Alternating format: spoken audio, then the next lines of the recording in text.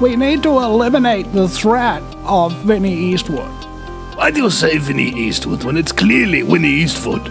The Vinny Eastwood Show, live Saturday and Sunday at 10 p.m. Pacific Standard Time, only on Ground Zero Plus. Welcome, ladies and gentlemen, and hermaphrodites. The Vinny Eastwood Show is bad news.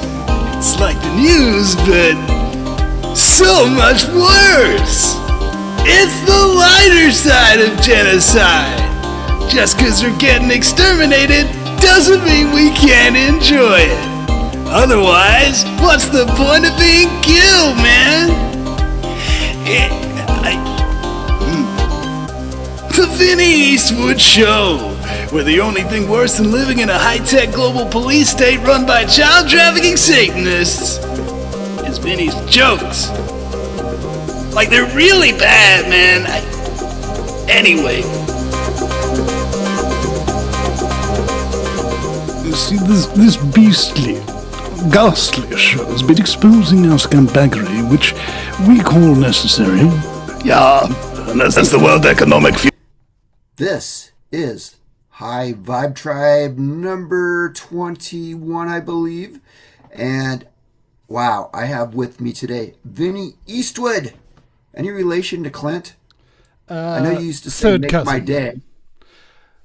Third cousin. Okay, there isn't a... I mean, it's not a very common name. Allegedly. That's so my mum tells me. But as the saying goes, there are two famous Eastwoods in the world. One of them is Vinny Eastwood, and the other is that other guy. Yes, you by far are the most famous Eastwood that I know of in the current times, especially from New Zealand. You know what? I love your Grokkopedia bio here. It says you're a conspiracy theorist, an activist recognized for your involvement in the alternative media and protests against, you know what, in 2021. And that you co-organized unlawful, love that word, gatherings with Billy Te Kahika. That was very good. That was a very good attempt at the pronunciation. I've got to give you that. Attempt, you said. So I obviously didn't do that perfectly. That's Maori, right? Oh, yeah. How do you say it? Te Kahika? Well, if you want to pronounce it syllabic, it's... I want to pronounce it correctly. Te Kahika.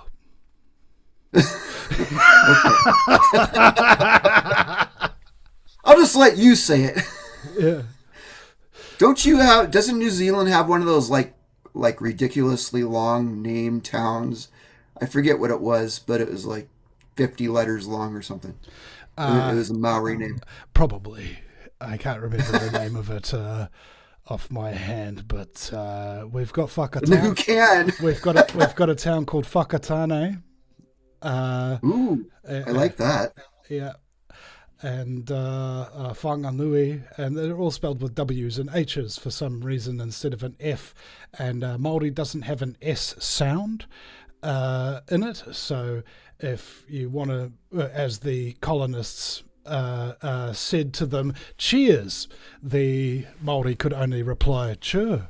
And that's why Māori say chur. Chur, chur, bro. All right. So, wow. I had no idea that any language didn't have an S sound. That's quite unique. Well, we often imitate the sounds of things around us, and because there's no snakes in New Zealand to do that kind of thing, there's no S sound in the language. I mean, wow. I could be making that up. In fact, I probably am. But sounds good to me. I believe it. So, I love your bio on your own website. It's like one of the best I've ever seen. Starts off, welcome ladies, gentlemen, and hermaphrodites. You're all inclusive. My fellow slaves of the global plantation. How's that truth in advertising? And the Vinny Eastwood Show is bad news. Well, I don't know if that's necessarily true, but yeah, you do like to dwell in some of the darkness that goes on in the world, as do I. anybody who's like paying attention goes there, right? It's the lighter side of genocide. Well, welcome to the show, Vinny Eastwood. How are you? You know, I'm astonishing. You are astonishing? Mm-hmm. What have you been up to lately? I used to watch you back in the day, like more than 2 years ago, until I had to deal with a medical situation that totally disrupted my reality. And I can't say I've gotten back into the swing of things until fairly recently. But you haven't done a lot of shows lately, have you? This is actually the first time I've had my show kitted up and my whole studio set up to do a broadcast in 14 months. So, yeah, you're popping the cherry tonight there, Mike. What's up with the 14 months? Were you, I know you're like one of the most censored dudes in all of New Zealand. Is that the reason? They deleted Skype, which was how I did all my shows, and it was a big blow to lose my entire Rolodex of possible guests, sort of thing, as well as many issues in my personal life. And I think the longest break I'd ever had from the show before was 6 months, because when you're doing this kind of work, and if you truly care and you truly listen, it affects you. And you need to be able to take time off, sometimes significant portions of time off, in order to bring yourself back from that darkness, sort of thing. You know, as a bit of a comedian, the job is to make light of the darkness. This is true. So you're finally emerging from the deep hole you sank into, it looks like. So you know what? New Zealand is one of those places. I live in California, USA. It's not one of the most talked about places in the United States, but I hear it's quite bad there now. Is that the truth? I would say it's been pretty bad for quite some time. During the election in 2017, where we first elected our Prime Minister at the time, Jacinda Ardern, we made a documentary series called Who Are You Really Voting For?, where we opened up the past and the current parties that were running for the election, and showed that they all have a long track record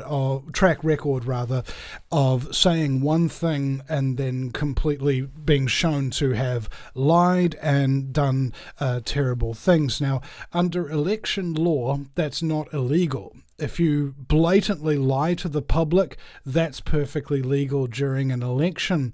Under New Zealand law, they can pass any law they want at 4 o'clock in the morning with no discussion in the House. Perfectly legal.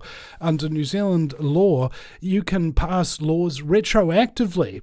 So if, for example, me being one of the 80 most surveilled people during the 2015 election, where our previous Jewish Prime Minister John Key was being elected, and we were being illegally surveilled by the Government Communications Security Bureau, that's the CIA of New Zealand, and they were illegally surveying me and 79 other activists, and that was completely unlawful what they were doing. So they passed a law the next day at 4 a.m. Retroactively changing that law to make breaking the law legal. That is perfectly permissible under New Zealand electoral law.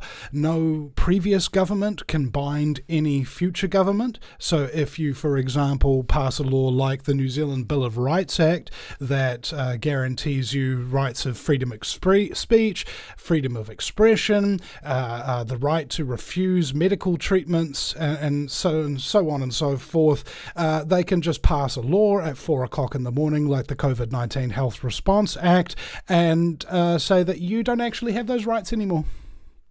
Perfectly legal. We have an elected dictatorship, so it's very different to the United States, where if a state passes a law, you can just move a state. But in New Zealand, it is one state for the whole country, so if the state passes a law, you're stuck with it, and you have to go to a completely different country in order to evade it. Wow. That's amazing. I've always heard that New Zealand and Australia were like test grounds of the New World Order. It sounds like that is very much the case. Back in the day, the suffragette movement gave New Zealand women the right to vote before any other Western nation did. And the reason why they tested it here is because the rest of the world was worried that if they gave women to vote, it might upset the balance of power. Women may vote differently, but they found out that the women in those days who, I'm saying in those days, man, I'm getting old, who used to vote, voted the way of their husbands. And so the political balance of power didn't change one iota. Therefore, it was a good idea to be able to claim that we were really progressive and we gave women the vote. And now everything is exactly the same as it was before, and nothing really changed. That is the unwritten law of democracy, is you can say and do anything you want so long as it doesn't change anything. I think we're just a little more sophisticated here in how our tyranny plays out, but same rule book, different accents. Exactly. I mean, the U.S. basically just gets what it wants, right? It's like, okay, we're not going to pretend we're just going to go bomb your asses and, comply, bitches. It's like, that's simple. What a mad world we live in. So does that mean you are pretty much forbidden to broadcast? No. Have you been I'm broadcasting. Deplatformed? I'm broadcasting right now, and yes, I got deplatformed. I lost. Or you were just demoralized? Well, both really. You get deplatformed, and that demoralizes you somewhat. I think I lost 98% of my revenue and 99.6% of my audience in one day. Okay, that's pretty demoralizing, I have to say. I've been trying over the last couple of years to claw it back, and so I'm up to 1.5% of my initial audience before the deplatforming, and it's taken me 2 years to get to this point. It's not been very encouraging for me to try and claw my way back, because at the time of my arrest, the bail conditions by which I was actually allowed out of prison, the police wanted to keep me in prison until my trial date, which was about 28 months later, because everything was backed up in the New Zealand court system during COVID. Luckily, I didn't have to stay in jail all that time. I was only there for 28 hours in solitary confinement with no daylight. That was pretty traumatic for me, because I've got claustrophobia and I'm 6'6", so being in a solitary cell was quite a few panic attacks. And they banned me from accessing the internet or having an internet mobile capable phone, and I had to have bail checks. Bail checks in the middle of the night, what was it, 11 p.m., 4 a.m., 2 a.m., 1 o'clock in the afternoon. Didn't really matter. There was just a knock on the door, and they would just check, oh, yep, you're home. Okay, cool. And this is why, at the time, my wife and 1-year-old daughter were trying to sleep. So it was very traumatic for them, very traumatic for me, and it completely destroyed everything I'd ever built. I was the #1 rated YouTuber for news production in the country at that time. I outranked the mainstream media by a significant margin. And I had maybe 20,000 hours worth of content, 6,500 shows, and nearly 50,000 YouTube subscribers. and I think maybe $1,500 a month coming through Patreon, and $3,000 a month coming from YouTube, just from the super chats. That was only people donating to me, and of course when the Christchurch Mosque massacre happened in 2019, which was a highly questionable event, by the way, because it became illegal to watch the evidence, which as a journalist that became quite difficult to do my job, because I would go to jail for up to 10 years for doing the job of journalism in New Zealand. And then subsequently, because I was questioning the attack and questioning COVID, they deleted all 3 of my YouTube channels, my Patreon, my Twitter account, and my Patreon. In the case of Patreon and all of those other things, I was never warned. And in the case of Patreon, they didn't even tell me that they deleted me, right? I got messages from YouTube and the other social media platforms saying that I'd been deleted, but Patreon never even told me that I got deleted.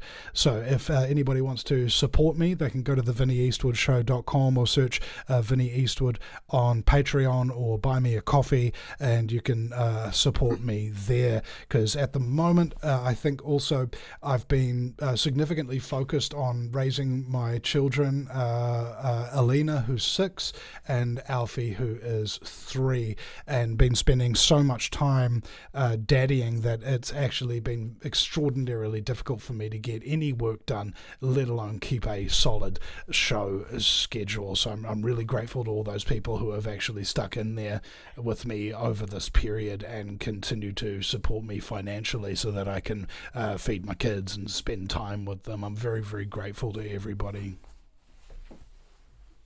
Might be a blessing in disguise. Spending time with your children at that age is something you can never recover. So, I'm sure you'll arise when the time is right. Mm-hmm. And you are arising, even right now.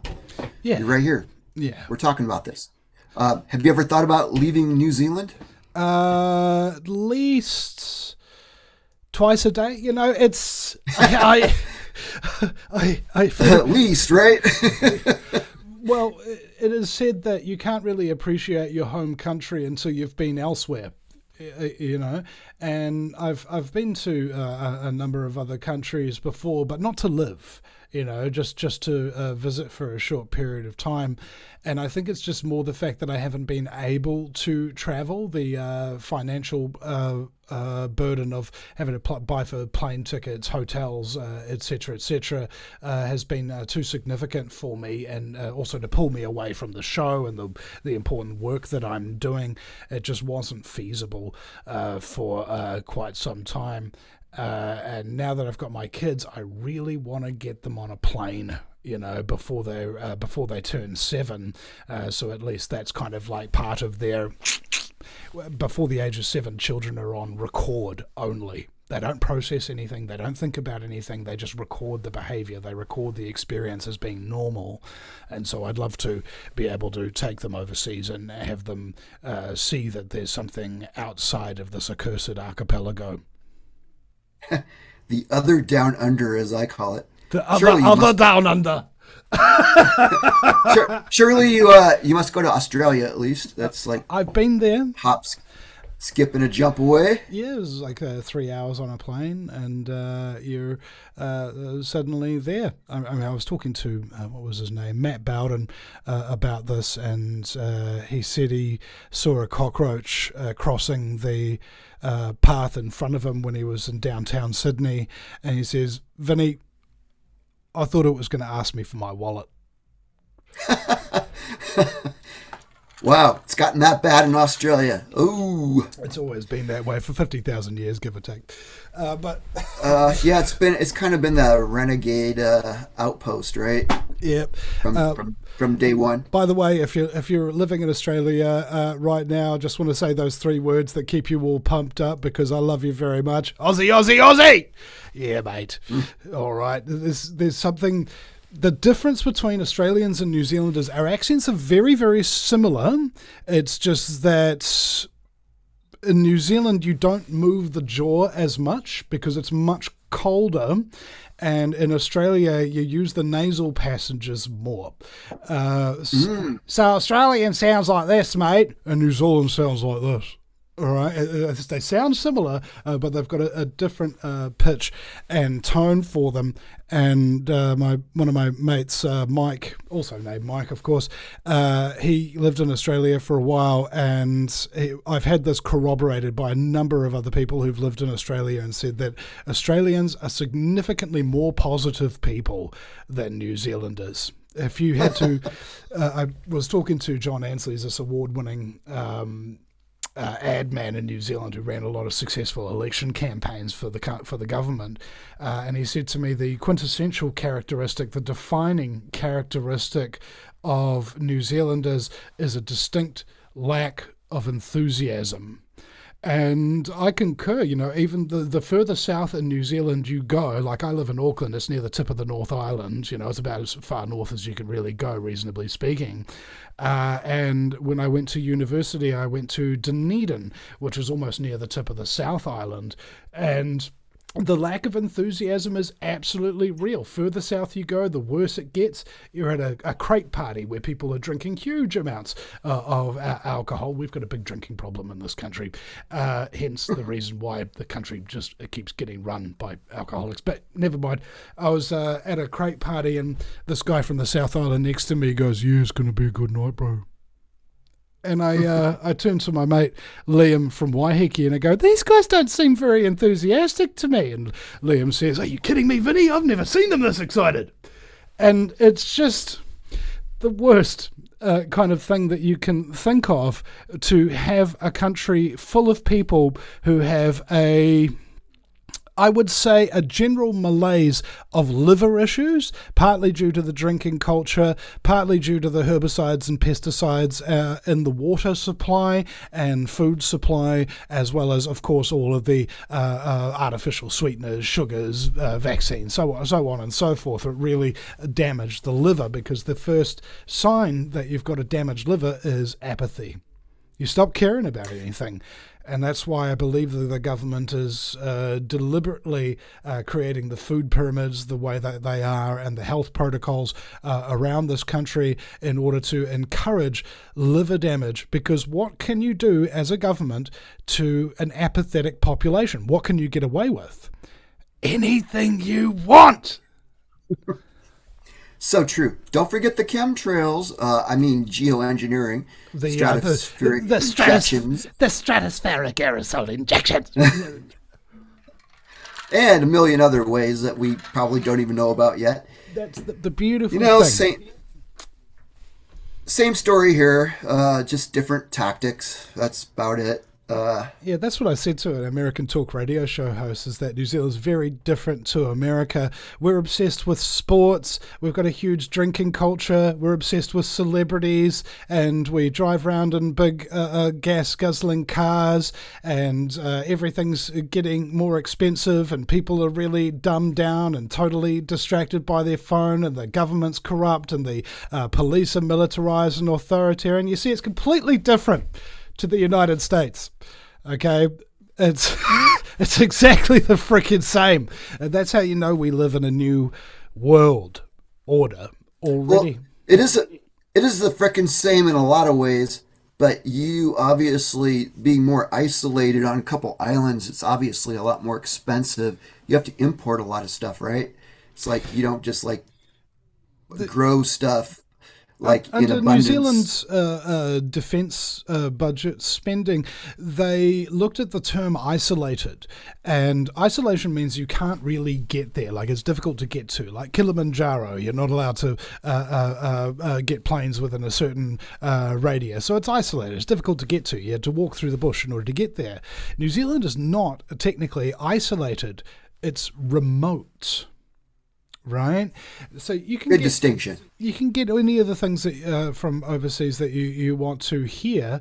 It's just that it takes a little bit longer, and the population have a slightly different laissez-faire consciousness.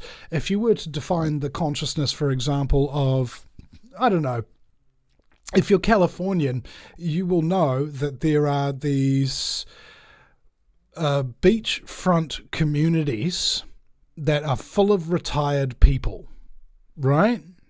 Right? Whole town, which is basically just a big retirement community on the beach. And that is what New Zealand is the whole way round. It's a giant beach retirement community pretending to be a country. Wow. I do hear a lot of the billionaires are seeking refuge there and building underground bunkers. I don't know if there's any truth to that, but that's what I hear. Yeah, Is there any truth to that you know of? I've certainly heard that too, and I'm not sure these people have really thought about it, about the consequences of being locked underground in the dark for a generation during a great calamity alongside the world's worst psychopaths, pedophiles, and child sacrificing Satanists. Like, I'm not sure you've thought this one through, buddy. You know. Yeah, well, I don't know if thinking things through is their forte, but they keep trying, right? Making everybody else miserable in the process, of course. But wow, yeah, New Zealand is a pedophile's den, from what I hear. But then again, it seems like all the Western nations are, to a certain extent. I mean, we created the CIA, for God's sake, and all these most horrible institutions that have been dominating the world since at least World War II, not before. And New Zealand, as a commonwealth, well, you probably had a few visits from Jimmy Savile in the past, I'm sure. One can only hope. My man Jimmy! So, Jimmy's back, man. Look at him big smile and his cigar, man. It could be worse. I can't possibly see how, but I'm sure it could be. Yeah, I know. I feel like that too. Well, for those of you who don't know Vinny is like one of the funniest podcasters. He started out like totally on comedy mode, and then you kind of got serious there for a while, and then I kind of lost track of you. It sounds like you're back on track for Comedy Central. Well, what was it that George Carlin said to Bill Hicks? He's like, Bill, if you don't make them laugh, they're going to hate you. Or words to that effect, just put in a few dick and fart jokes in there, man. I mean, come on. I know you're trying to give people philosophy, but without the dick and fart jokes, that philosophy is just not going to resonate like a fart would. Yeah, comedy definitely makes it stick, right? It's the best. It's the best way to deliver a poison. It's like the sugar, the sweetener with the poison, or that may be the wrong way to put it. Well, the technical way that it actually happens is, for example, right now we've been speaking for 10, 15 minutes or so, and that means the prefrontal cortex is still activated. That's the part of your brain that does black and white thinking. Okay, is the thing that's obsessed with facts, figures. And after about 15 minutes, if we've continued to be serious, the audience's brain will lapse back into the mammalian cortex, which starts to govern your emotions, your feelings of socialization and social rules, things of that nature. And then if we keep going for another 15 minutes, the audience will then start to trigger the reptilian cortex at the base of the brainstem. And that is what governs your fight, flight, freeze, submit, and attach responses. So the way that is ordinarily communicated these things, especially if you're talking about political ponerology, is a very interesting term. I suggest people start looking at it. It's how psychopaths have seized positions of power, and they have used those positions of power to advance their own aims, specifically psychopathic individuals in positions of power. Now, they are adept at getting you to lapse synapse through that prefrontal cortex, go into mammalian and then into the reptilian, and specifically develop that attached response. Oh, he's going to save us all. We've got no problem. All we've got to do is just sit and eat popcorn. Everything's going to be fine now, because people aren't actually thinking anymore and they're not feeling anymore. They're just reacting in a survival mode. Right? That is the ideal that the people in power, for good or ill, really are trying to accomplish. Now, where humor comes in is it's a reset button. If I traumatize you with the worst, most horrific stuff for 15 minutes, your brain won't be able to handle it. You're going to start triggering in. But if I tell a joke, whatever phase your brain is in, it's going to reset directly back to the prefrontal cortex. You know, for example, I interviewed a woman named Rachel Vaughan, and she told me that her father, who was a 33-degree Freemason and a surgeon, used a curve blade to cut a hole in between her anus and her vagina and raped the wound when she was 7 years old. Now, over here, we have a very fluffy kitten, and over here, we have a very fluffy puppy. And they're best friends. And they're wrestling. They look like two fur coats in a tumble dryer. Now, you see how the horrific information doesn't settle and continue traumatizing you because your brain gets distracted by the cute thing. You see, your brain only really reacts with what it last heard. And so if you are constantly, as Socrates noted this in the early days of democracy in Greece, he found that the politicians who got up and spoke to the demos, the people, which is where democracy comes from, the ones who were most successful were the ones who got the crowd laughing on occasion, because it kept them engaged and it stopped them getting traumatized by the reality that they were trying to put across. And that is why comedians make light of the dark situation. I think that's why George Carlin, to this day, is one of the most successful and remembered comedians. And revered. Of the 20th century. Of all time, maybe. Of all time, yeah. But resonates with me. Just for that very reason. Yeah. Well, I definitely appreciate it because, you know, it's like too much just dry facts will make you just like vomit. Just like make you sick. It's like you have to have that kind of cure to the tonic to the toxin type of thing. Yeah. And you have definitely mastered that ability. So you take sugar. I appreciate that. Well, you take an apple, for example. An apple's got sugar in it, and so if you juice that apple and drink the juice, you're going to have nothing but sugar, and sugar doesn't get processed by the stomach. It gets processed by the liver, all right? Because liver processes toxins and poisons. But if you eat the apple's also, with that sugar, got fiber, and fiber neutralizes the poisonous effects of the sugar and allows the apple to be processed by your stomach. You see, you package the poison with the cure just like nature intended. Exactly. So are you back up and starting your podcast again? I guess today Are you out of your funk? I was thinking about it, and I'm like, maybe I am, bro. Like, I'm very tentatively going, what do I do? But what I need somebody to pay for my Zoom account, because back in the day with Skype, you could just call anybody anytime and talk to them for any unlimited amount of time. But now with all the different apps and everything, there's not a single app in the world that you can do what Skype did in all the ways that it could do it. Nowadays, the closest equivalent that we have is Zoom, but you have to pay for it. And because of the massive hits that I've been taking, I can't afford to do that. So if somebody wants to sponsor the show for $30 a month to pay for Zoom, I will bring the frickin' show back. I totally will. Wow, that's how they're defeating everybody is financially. Seems like.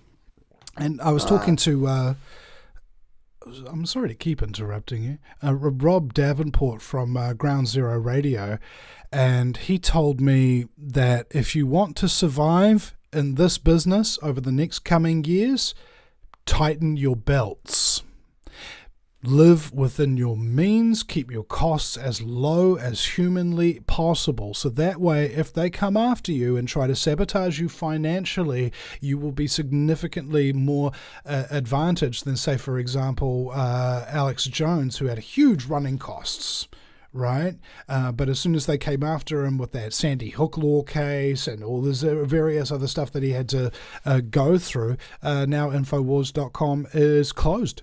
It's just closed. And that's what's problematic about this financial incendiary bombs that they're putting out that is basically akin to censorship. When you censor somebody, it's not because what they're saying isn't true, it's because you fear what they might say.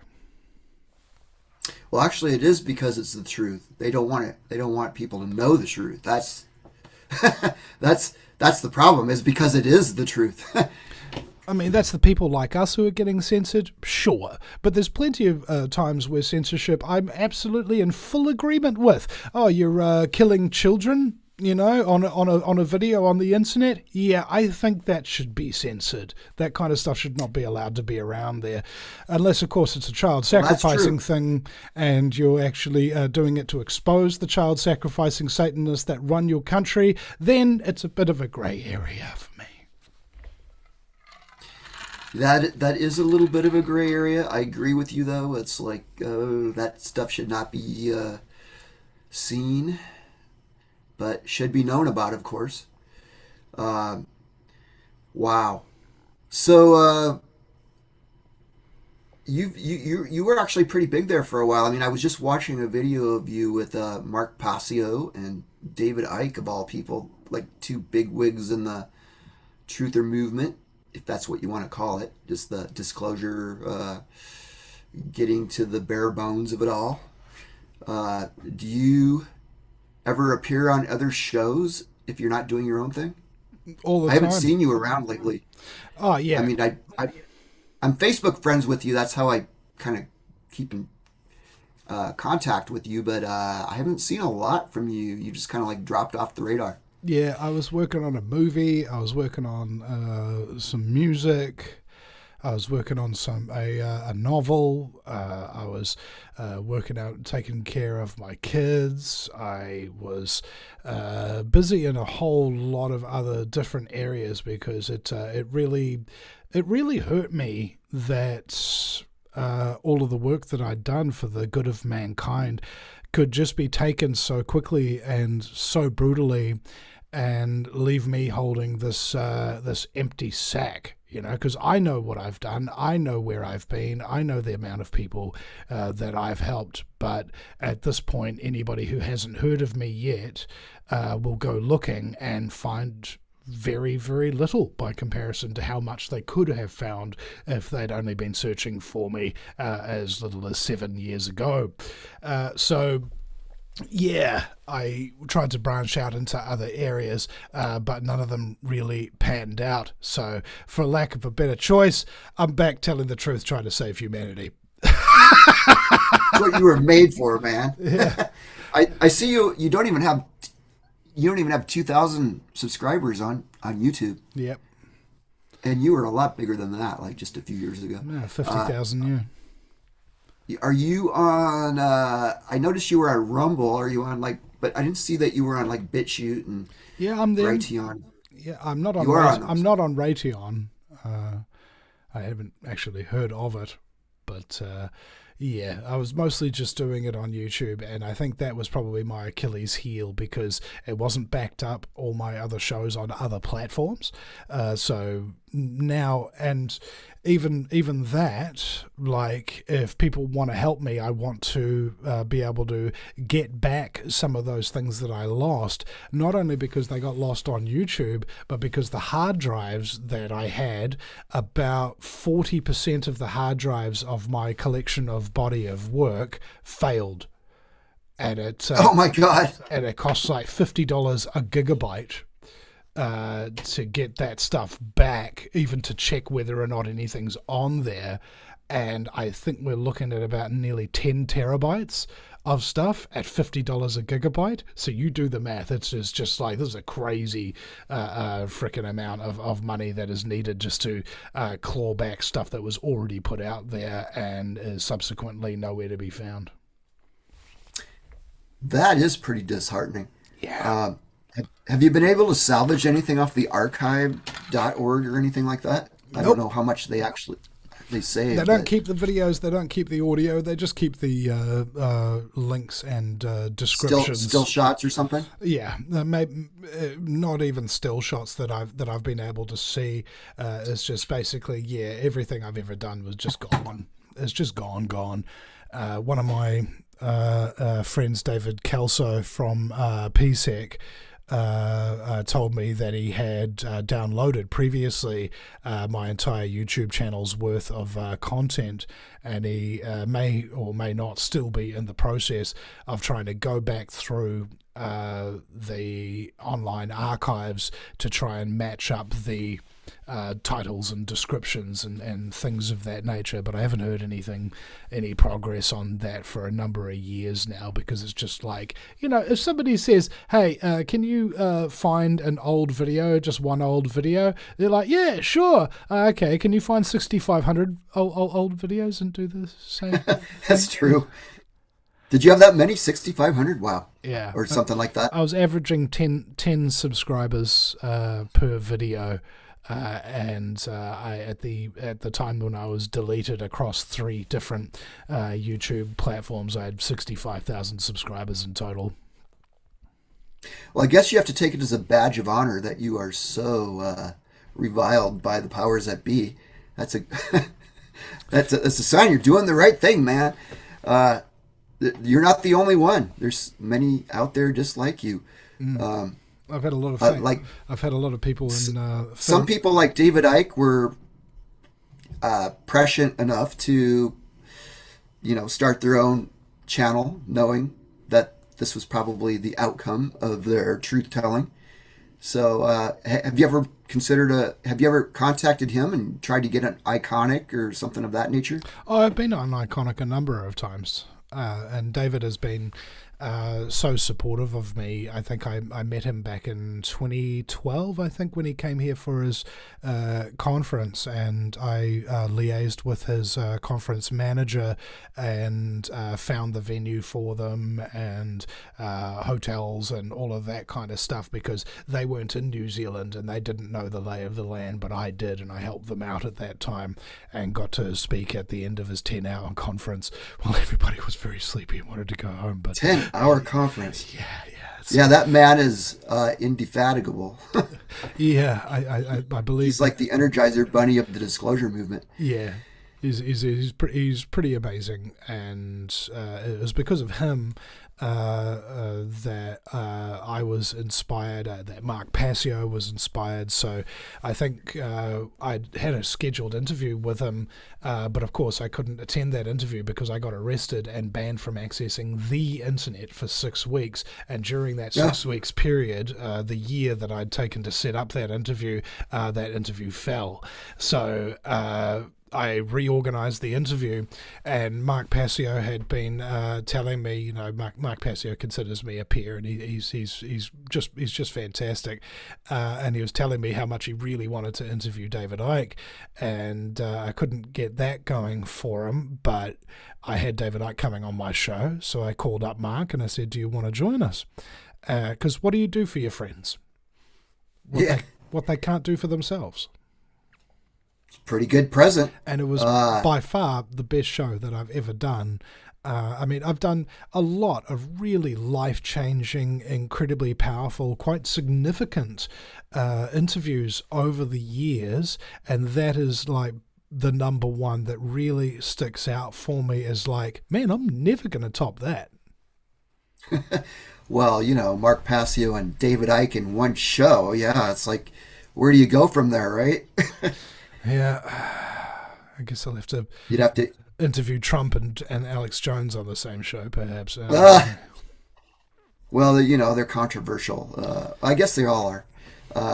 Speaking of Mark Passio, he's kind of toned down too. I don't see him that much these days. Mark experienced at the same time that I did the same kind of disheartening experience with not only the general public, but also the global truth movement, how they would just fall for things without really thinking, right? These are people who should know better, and they just fall for things so easily, and it was really crushing for me.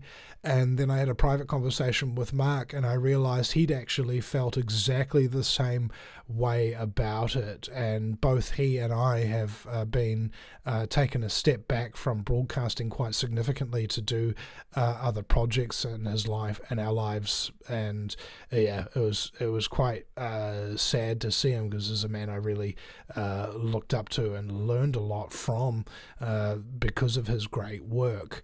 And I think that there is always a time in somebody's life where you think to yourself, you know what, I've done enough. Yeah, I've done more in this vein than anybody else has ever done. I think I have produced... There's a number of other outlets in New Zealand that came about after I got arrested while I was banned from accessing the internet, and they all benefited from my lack of having an audience. And their audiences grew really, really massively during that 6-week period when I was banned from accessing the internet, and they have retained those audiences because they haven't been banned. Whereas I have not retained virtually any audience. All I have is my track record and my reputation. They've got the audience, but they don't have a track record. They don't have the reputation that I did. And so it was quite a big blow to me in my consciousness, just like, right here, bro, right here. That hurt. That hurt so much. But then I thought about it. What if that was a good thing that happened? What if, through my self-sacrifice, in deliberately getting myself arrested for the cause of freedom in a very public way, what if, because of the suffering that I endured, for that, it inspired these people to start their operations and begin, finally, after 10 years of being the only truth broadcaster in the effing country to tell the truth in all the different spectrums of detail, I was suddenly not alone anymore. But although I wasn't alone, I didn't have an audience. It's, I've got a quote from Tom Waits' 1976 on my wall behind the computer there. The large print giveth, and the small print taketh away. Indeed. There's another show I used to watch out of New Zealand. Was it Counterspin or Counterpunch? Yeah, that was something like that. Calvin Alpin and Hannah Spera. I went on tour with them to try and help them. Was it Counterspin? Yeah, Counterpunch. It was Counterspin. Spin. That's it. I honestly lost track of some of these things due to my own personal issues that I've had to deal with in the last 2 years. Kind of reorganized my life into a chaotic spin, and then I had to reemerge from it and kind of pick up the pieces in my own way. A lot of us are going through that these days in our own ways. Is that show still on? I don't know, to be honest. Probably. I haven't been keeping track of the New Zealand truth movement's comings and goings and that sort of thing. I mean, I know these people personally, and I was just really... I think I was just dealing with the dark night of the soul at that point in time, and you needed to check out, recalibrate, get your and if you have kids, that's a whole other reality that you need to focus on, of course. I mean, what was done to us forced us to become who we are. Yeah. And it's not done being done to us, no matter where we are. It's just a little more severe where you're at. Yeah. I'm not finished. What is it like in New Zealand these days? I mean, if you just listen to the alt media, it's like you're all stuck in a house. You don't have electricity. You know, you're just like sitting there cowering to Big Brother. I'm sure it's not quite that bad, but obviously your freedom of speech is restricted, and obviously any lashing out against the government will result in an instant economic hardship.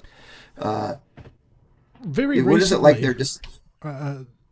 Just a few days ago, I believe, Bishop Brian Tamaki, who runs this organisation called Destiny Church, a very, very successful church in New Zealand here, and he's been speaking out against the mass immigration, and as a result, the New Zealand police came to his home to take all of his firearms, his perfectly legally registered hunting rifles that he keeps in a safe, as is required under New Zealand law.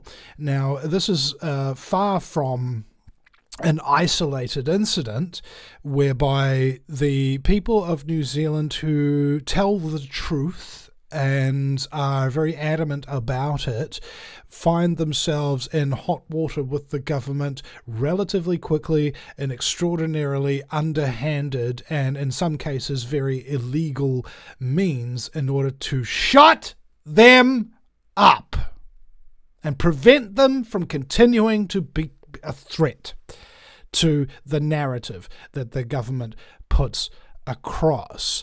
So if I were to look at a list of the things that are happening, I mean, besides what happens to me, the New Zealand government has back doors to Facebook, X, and various other forms of social media here, YouTube. So they don't need to ask Facebook to restrict your account. The government can just do it. You see? They have a direct line to all of the social media that people are using, perhaps with the exception to a couple of outlets, say, for example, Rumble and BitChute, etc. But because of the New Zealand censorship laws, they're able to actually censor parts of the internet, including specific videos on, say, for example, Rumble and BitChute. So I'm not the only one that's been affected by this. I would probably hazard a guess and say that almost everybody has been affected in one way or another that has tried to do what I've been doing, which is giving voice to the truth. Now, personally, I was never an activist. You know, in the strictest sense of the word. I wasn't reading government documents and filing Official Information Act requests and going to court in order to shore up the government and so on and so forth. What I was doing is I was finding the people who were doing that and then interviewing them for a couple of hours in an uncensored conversation so that they're able to give you a massive download of all this research that they've been doing for, in some cases, decades of their life. And they can compress that information into such a significant way that it totally blows your mind. And that's why I consider my show objectively the best show that this country has ever produced in terms of a news program, because of the fact that we had direct access to those people who were telling the truth and unfettered access to them. They're not being questioned all the time. There's no list of questions. There's just straight up honesty. Tell us who you are. Tell us what you do. And I'm just going to listen there to what they say and respond to what they've said. That's what a conversation is. And to this day, I haven't actually seen any other outlet that has come out in New Zealand for truth or whatever that has followed that model that I pioneered and proved to be successful. The most successful alternative media speaker in the country ever. and probably the most successful that there will ever be in the foreseeable future, because I used straight up honesty and empathy with the people who were sacrificing their time, their money, and their safety in order to get the truth out to people, even when they didn't want to listen. I wanted to listen to them. And in many cases, a lot of these activists were about to commit suicide or stop being activists at the time that I interviewed them, and they are still alive today, and they're still activists today, and they credit me with that. So Nice. when we look at the rest of the country's alternative media, I can't really criticize somebody who's doing something, okay? Not really. I can criticize people who are doing nothing, and I know that there's a lot of people listening right now who are doing absolutely nothing to help the truth be out there. They're not donating, they're not sharing posts, they're not commenting, they're not broadcasting, they're not interviewing, and they're not publishing any of their own content. And that is extraordinarily cowardly and dangerous to the future of any kind of free society, because it is the people who do nothing that are, I think, in many ways the most dangerous for a society, because whether it's apathy, ignorance, laziness, or cowardice, those four horsemen of the apocalypse that Mark Passio talks about, they are all responsible for the downfall of society. So regardless of whether or not I agree with somebody who's a truth broadcaster who has a severe personality disorder, who lies, who is mean to me, who defames me, I still give them props and support, because at the very least they are publishing and they are broadcasting and they are putting at least some truth out there, as opposed to those massive quantities of people who are doing absolutely nothing, who should be effing ashamed of themselves. You tell him, brother. And you tell it more eloquently than Mark Passio. He really goes on rants. It's fun to watch him. He just like, fucktards! I remember one time I was listening to him, and Mark Passio is like talking about the excuses people are making for not getting on the truth battlefield, that kind of thing. And I think the words he used, and I'll never forget it. I don't give a rat fuck what you were doing. Yes. Just, yeah. Got to the point where I would tune into him just to see what the latest rant was, and boy, he could really get pissed. Like, he hates things, he hates with an absolute passion, and that passion is very much frowned upon by people who are complete pussies, who take shit lying down, right? They see anybody ranting, angry, or swearing, that kind of thing. It just turns them right off. And I say that's why Mark Passio is the human litmus test for the truth movement. Are you really into truth? Then you'll be able to listen to Mark Passio without freaking out and having your sensibilities fucked with. Right? If you're really into truth, that is probably, he's the most offensive, and rightly so, and good on him, truth teller that I've ever seen, because he literally says it like it actually, provably, objectively is. Right? Regardless of the flavor, it is still the same ice cream. I always liked him because his name fits perfectly into passionate. It's like he was very passionate about, well, he is. I shouldn't talk about him in the past tense. He's still out there doing his thing, but just not as often. I think he's giving courses now or something.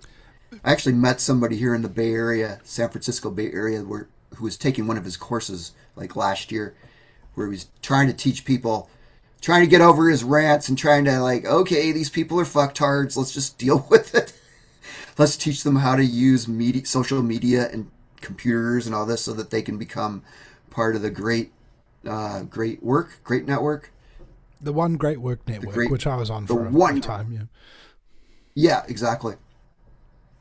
So, yeah, he's a trooper for sure. It's who you can inspire, and he said for a long time, you know, it's just like, my way is not the only way of doing it.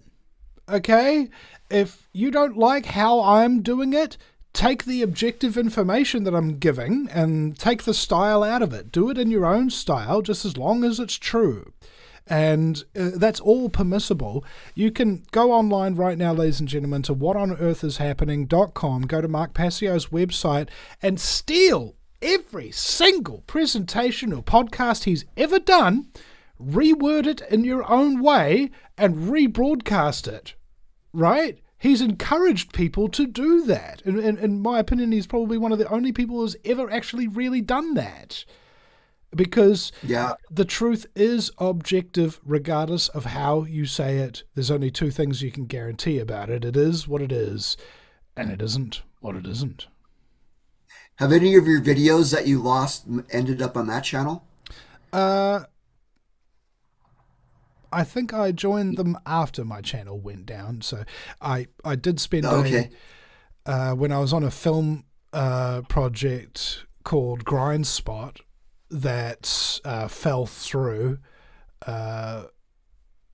I was really, really upset. Like I think maybe the most upset about anything that I've ever been in my life, getting kicked off of the Grind Spot movie. That really, really effed me off. I was writing it, I was directing it, I was editing it, I was producing it, I was making coffees and getting food for people and all of that kind of thing, and rehearsing the act. I was doing freaking everything I could in order to get that movie going, and then they just oust me, you know, without even so much as a warning, and that hurt me so much that I went straight immediately to try and do something productive, because that's what happens when I get hurt. I try to retool and rearm and go back out there and do something productive in other ways. So that's when I found out that 40% of my hard drives had failed, because I went through them. I think I had 16 in total hard drives. That's on average one a year, ranging from 1 terabyte to 4 terabyte hard drives that were just full of shows that I'd done. I was quite prolific, and that's when I discovered that 40% of those shows had been deleted in terms of those hard drives don't work anymore. So I spent a month or two uploading as much as 3 of my older shows per day onto a spectrum of social media to try and claw back, you know, a bit of what I lost. But it was just like, it was about 4,000 shows that I had to do that with. I wasn't able to finish it. That sounds suspicious that many hard drives would fail. Did they zap you or something with some kind of hard drive? Well, I mean, these drives hadn't been plugged in some cases a decade.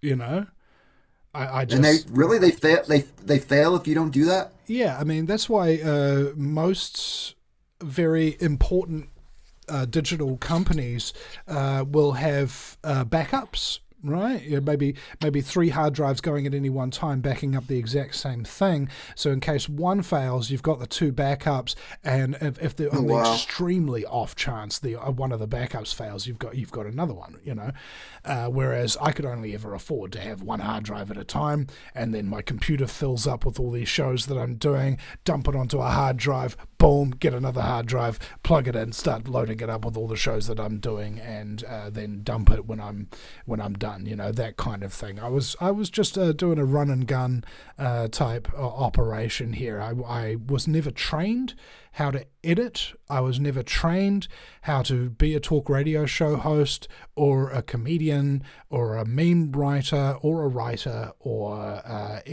singer or any of the other various creative elements that I did. I learned that by paying attention to people who already had those skills and had conversations with them and incorporated some of the things that they knew, but I didn't actually have any kind of like full-time from I know nothing now and then somebody spent all their time teaching me how to do one thing. That never happened to me.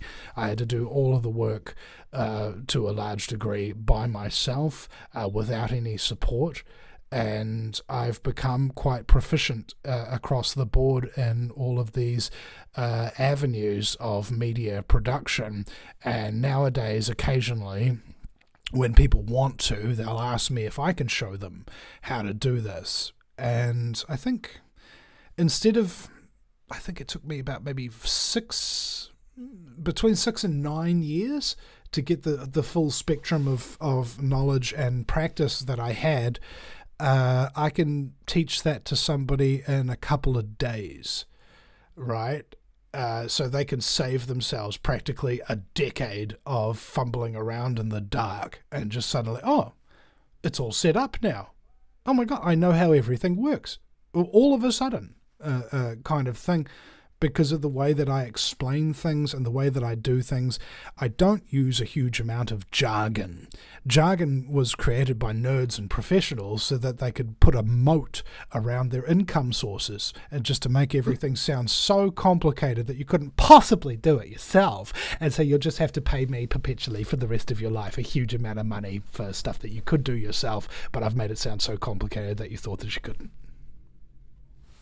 I would say that's academia in general, but definitely the tech world is in on that as well. It's the entire spectrum of everything, every skill that you could possibly learn. It certainly is. Well, now we're getting hit with AI, which is a whole other mind-fucking reality that we're facing in 2026. It's like all of a sudden we're hearing, if things weren't bad enough, it's like, okay, AI's taking all your jobs and robots are going to replace you. And guess what? Humanity, you're not needed anymore. So let's just put you out to pasture and let the wolves consume you in the middle of the night. Very cheerful times we live in. Well, depending on what you're focusing on, right? Like I say, the poison must be consumed with the cure.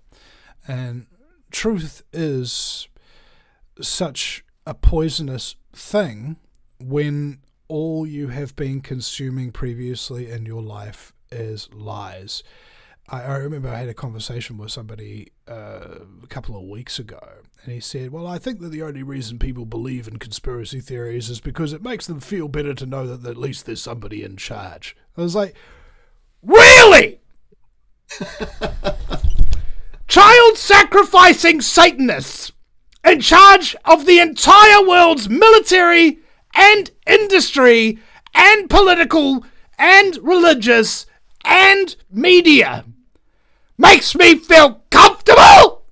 Are you fucking retarded? All right? Fucking Jesus Christ. What is up with these people? How could you be that inert? And so hopelessly dependent on the system that you would want to fight to defend it. And I think the answer is because all the industries that would tell you how to think or what to think in any way, shape or form generally are controlled by these same psychopathic individual control freaks who are working in concert against the one thing that could defeat them: human consciousness. You want to defeat the New World Order? It's down to consciousness, man. If 51% of people believe something, know something, that's going to be a massive conscious shift in the very fabric of reality. That's why in Nevada it's called Area 51, because they know the number value of 51 and what importance it has once more than half of people are capable of absorbing a new idea that freedom and truth and love are very important, and the truth comes first. Your love comes second, and then your freedom comes third. And then your freedom backs up your truth, and your truth backs up your love, and your love backs up your freedom. You see, it all starts with truth. And as Faithless, the song Lion Tamer, maybe it's Faithless, I forget off the top, that if you place a thing in the center of your life that lacks the power to nourish, it will eventually poison and destroy everything that you are. No one can be the source of your content. It lies within, in the center. And I believe that there's a very, very lucrative industry out there that is being paid billions to prevent people from recognizing their own strength, their own power, and to get them into lives of mediocrity and meaninglessness. Because it is beneficial to the quote-unquote powers that be to disarm people psychologically, intellectually, even physically, to make them no longer a threat. Anybody who can think, anybody who can fight, anybody who can feel is a threat to the New World Order. It's the antithesis to everything that they are, and they're using 1,000 different means 1,000 different times a day to try and destroy the human spirit and the advancement of human consciousness that will threaten them and prevent their plans coming to fruition.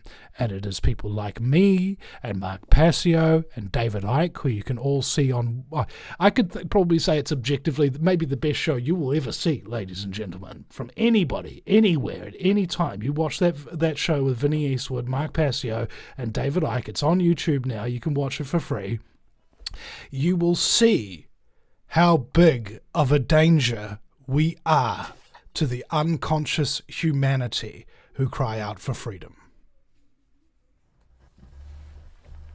Well, I would say that every industry is geared towards bending human consciousness to their will. But yes, especially the ones you mentioned. I'll definitely include this video in the links down below because this is a good video. You can't go wrong with Mark Passio or David Icke. So is this really just 4 months ago? No. It was uploaded 4 months ago, but this was done in, I think, 2023? Okay, this is 2022. Well, that's only 3 years old. 4 years old, yeah. At this point in time, anyway. But I guess 3 years these days is like a decade used to be. Have you noticed that? Like, it seemed like only last week that we were getting locked down, you know?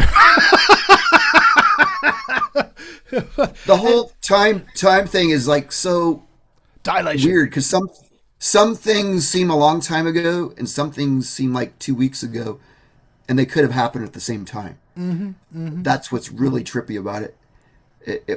They say we've entered the twilight zone, and it really feels like we have. Yeah, I'm having a big inspiration all the time now, because I've realized that meaninglessness is something that most people feel. Have you noticed that? Like people's lives don't have real purpose and real meaning in it.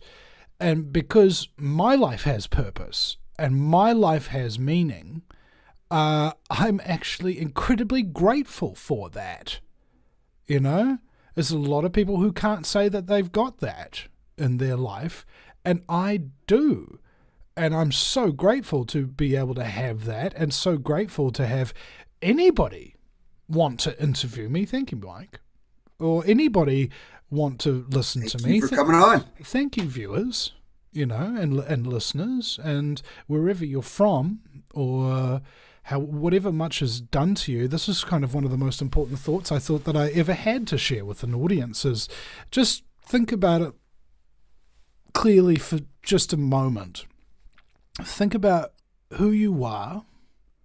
Think about the things that you've done in your life for the cause of good. You know, whether it's helping an old lady across the street or interviewing Mark Passio or David Icke, whatever. It doesn't matter. Are you doing good that makes the world a better place? And then think about all the things that have been done to you. Think about all the horrible things you've suffered. Think about what the people have done to you.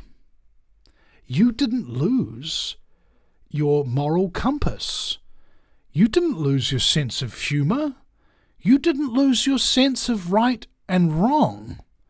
You kept going. And you kept being a good person because you chose to do the right thing. That was your choice, even though all the elements told you to pick the easy way out. You chose the hard thing that most people are far too cowardly and apathetic and ignorant and lazy to do. You made the right choice. Even with all of the terrible ingredients that were chucked into the possible meal, you made a banquet of your awesomeness. And you shouldn't fucking forget that. Okay? Remember that. Anytime any of these pathetic individuals in this world try to tread on you, remember who you are. Remember what you've been through, and remember how special and important you are, and that you are better than them. You are. It's not an arrogant thing to say that you are better than the majority of people. The only question is whether or not you use those abilities for good to shepherd the weak through the valley of darkness, or you use it for evil, for your own aggrandizement and personal gain. And you made the right choice, and you are awesome. And it's okay to accept that fact about yourself. It's okay to pat yourself on the back. Just say, hey, you know what? Good on you. You did it, mate. You fucking did it. Everybody else was trying to downtrod me and trying to destroy me, but I lived. I survived. I made something that was worth making. I did something that was worth doing. And these people couldn't stop me because I was too powerful, and I still am. That is who you fucking are, and there's nothing they can do to stop you. That makes you awesome. Thank you. Thank you. Because if it was just me and Mark Passio and David Icke doing it, we don't got this. It's only because of people like you that this movement has any chance of succeeding. You are critical to the future of mankind. Protect yourself. Know your value. Because I see it. And I know that you are valued and you are loved.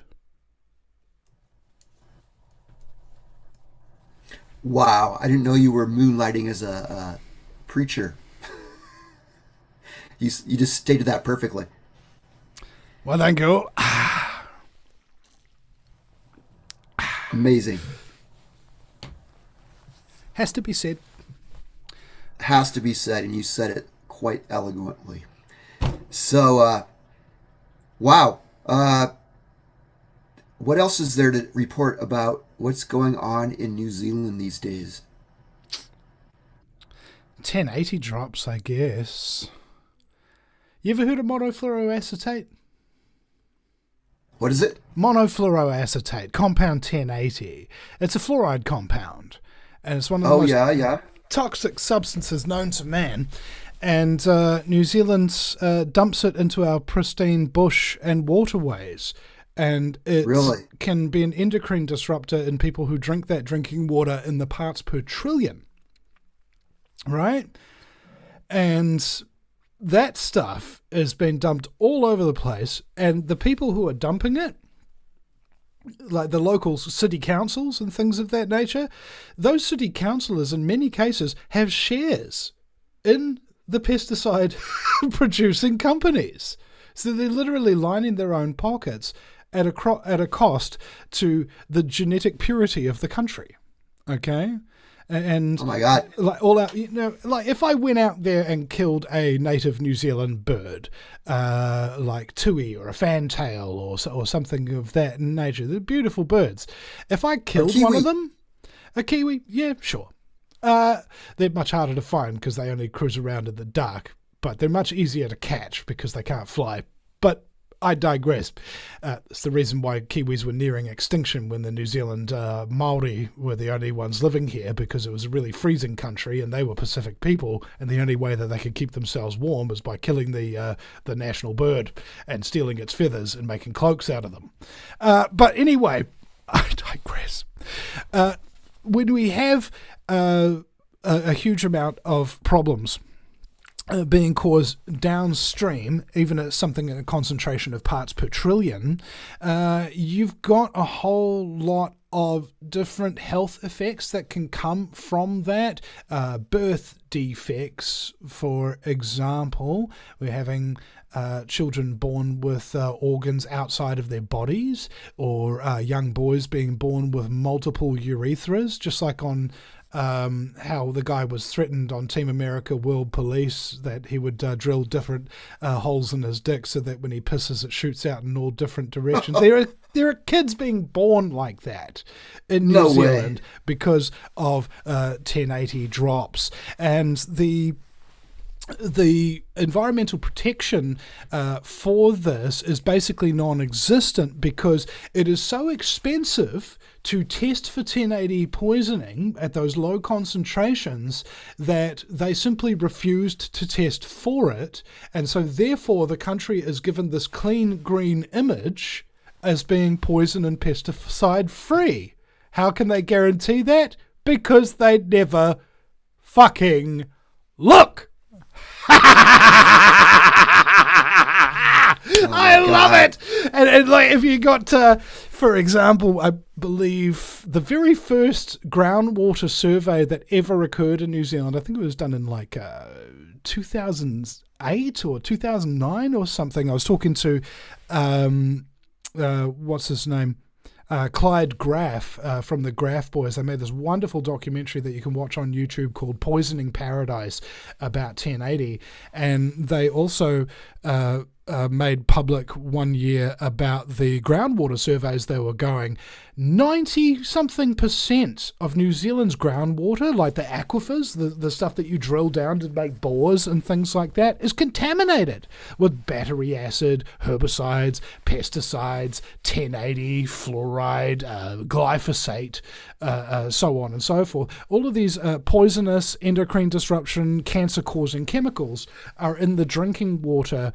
And under European drinking water standards, it's very, very different to New Zealand. For example, you're allowed 1,000 times the amount of glyphosate in New Zealand drinking water standards than they allow in the European Union. 1,000 times as much poison we're allowed.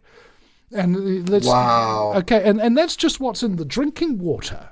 You know, think about what's in the air with electromagnetic wireless radiation. You know, people who have got their 4G and their 5G and their Wi-Fi going everywhere. But I mean, even if you're living in an apartment in New York City and you look for a Wi-Fi signal, you must be getting bombarded with like 60 or 100 or even 1,000 of them simultaneously. And this stuff's really bad for you, man. And the reason why New Zealand has a really high cancer rate in some cases is because of the EMF protection standards that are going on here. Now, for example, in my office, I had Paul Waddell from safespace.net.nz, who is a specialist in electrosensitivity and testing locations for their ambient EMF wireless radiation. He came into my office one time and we tested it 40,000 milligauss. You know, it was like pretty high. And so we turned off and we replaced the keyboards with wired keyboards. Still 40,000 milligauss. So we turned off the Bluetooth mouses and we replaced them with wired mouses. Still 30,000 milligauss. So we changed the light bulbs from LED to incandescent. Still 30,000 milligauss. So we turned off the Wi-Fi router and suddenly we dropped to 4 milligauss. You know, ideal is 0, but the reason why we still had very, very high signals, even as we were turning off one thing after the other, is because you can only measure the highest signal in the room. But your body doesn't measure like that. Your body takes everything along cumulatively. So if I had 3 Bluetooth mouses and 3 Bluetooth keyboards and 3 computers with Wi-Fi plus 1 Wi-Fi router plus the lights, that's 11 sources of 30 to 40,000 milligauss, and you add those together, that's hundreds of thousands of milligauss that your body's interpreting simultaneously. Now, under New Zealand's EMF protection standards, you're allowed legally up to 1 million milligauss. That is because if it doesn't burn you instantly or start cooking you instantly, according to the law in New Zealand, it's safe. Oh my God! Seriously? Mm-hmm. So Sauron has truly taken over Middle Earth. We just call him Ron. It's a most desperate hour. Wow. Right, and we're going through an election year right now, and it's really sad because under New Zealand electoral law, as I said before, it's totally legal to lie to voters. Okay? Oh, of course it is. and what's great about that is no previous government can bind you. So they can give you rights one day. In fact, governments never really grant anybody rights. People have to fight for them. And if they lose them, they have to fight to get them back because the government never surrenders its power willingly. At the moment, we've got a number of political parties fighting for control, and all of them are under the power of Parliament. And right next to Parliament House is the Reserve Bank of New Zealand. And right behind the front desk of the Reserve Bank of New Zealand is the Rothschild family crest. Okay? And what happens, according to Alistair Barry's documentary, Someone Else's Country, which I believe is still on YouTube, you can watch it, Someone Else's Country by Alistair Barry. There's these interviews where these sitting politicians will say that what happened was we got elected as Prime Minister and then we get called in by Treasury, who work for the Reserve Bank owned by the Rothschilds. And they say, Mr. Prime Minister, congratulations. Well, thank you very much. Now, unfortunately, we've got some bad news. Oh, yeah? What bad news? Well, unfortunately, the previous government was covering up a massive economic crisis. And in order to stop that crisis from triggering a full economic collapse, they borrowed huge amounts of money at interest from foreign banks that we control. And so, if you make promises to the public like you've been making about improving the economy and, auditing criminal banks and things of that nature, the economy will collapse and we'll make sure the public knows that it was you who collapsed it. Okay? Do you have any questions? Well, only what my agenda is. You can't win! And even if you vote, if your party that you vote for, like let's say you vote for one of these little parties, there's one that Calvin Out from Counterspin is in charge of at the moment, called New Zealand Loyal, And if they contest the election and you vote for them and they don't win, all those votes that they got fizzle out. They don't do anything. Okay?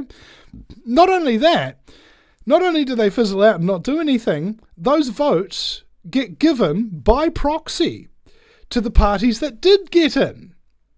So if you've got the National Socialists and the Communist Socialists, which are the National Party and the Labour Party, respectively, if you voted for New Zealand Loyal and New Zealand Loyal doesn't get past the 5% threshold in order to be represented in Parliament, then the National Party and the Labour Party get given that less than 5% of the votes into their coffers as counting as support for them. You see? They evenly distribute all of the votes that are unsuccessful, okay, by proxy. So if you vote, your vote gets given by proxy to the winners if your party doesn't win, and because you are fighting for truth and justice and freedom and so on and so forth, the billionaires who are financing, mostly through pharmaceutical companies and alcohol companies, the current New Zealand establishment and banks, of course, you're not going to get in. And in fact, you're only going to make the government more powerful. Now, if you refuse to participate in the system and you don't vote, your non-vote is taken as consent and is also acted upon as though you did cast a vote for the winners. You see? You fucking beauty! You goddamn, they've got it stitched right the fuck up! You just... I love it! I love this country! It's an elected dictatorship, and people think they're living in a free country of some description, and it's just not true, ladies and gentlemen. It's just not true. And until 51% of the population actually works that out, because of the work of myself and John Ansell and various other activists who have been working for a lot of years of their life to try and bring this stuff to light, ain't nothing significant going to change. And people need to be significantly more cynical. And that will occur after the point when you become jaded. All right? This is the two most important elements of a good journalist. They are cynical and jaded. What does jaded mean?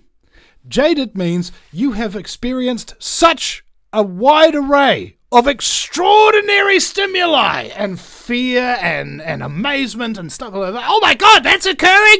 Until eventually, somebody can come along to somebody like me and just with the most shocking, horrible information that they've ever heard in their life. And I go like, yeah. And? Pretty much. Yeah. That's what being jaded is. Now, what is being cynical? All right? Cynical comes from the Roman philosopher Seneca, right? And he believed that you shouldn't actually believe in things. You should demand to be convinced with facts and evidence. That's what being cynical means. That's why good journalists are jaded and cynical. And good so should the public. There. And so should the public be. So I take it you're on the Mark Passio list of those who support the fact that government is slavery. Because it really does seem to be the fact. Especially these days when they don't even hide it anymore. It's like, even here in the good old USA, where we're supposedly a democracy or a republic, whichever one you want to tout it as, hey, we're still slaves to the corporate will. Whatever they want, they get their ways. Mm-hmm. So we really are an oligarchy in different name. And I guess for those who have researched enough, I don't know how New Zealand worked, but we became a corporation in 1871 after the Civil War, and it's never been the same, and it's been a gradual erosion ever since. I guess you're a commonwealth there, so you pretty much are under the thumb of England, right? Well, I mean, New Zealand is still a former British banking colony. Okay, as part of the reason why they set up New Zealand in the first place was to launder money from for the Bank of England. That was the reason why the Cayman Islands was set up as a British banking colony as well. You're starting to see the pattern. Right, the Panama paper leaks, which what was that, in 2016 or something like that? I can't remember exactly what year it was, but I do remember that New Zealand was mentioned in this. This is the biggest money laundering leaks of all time. Okay, and New Zealand was mentioned somewhat of like 66,000 times in those things. There is a river of dirty... There might be a pattern there. Dirty laundering money coming through this country. And I remember the famed Penny Bright, I've got her on my wall up there watching over me, God rest her soul.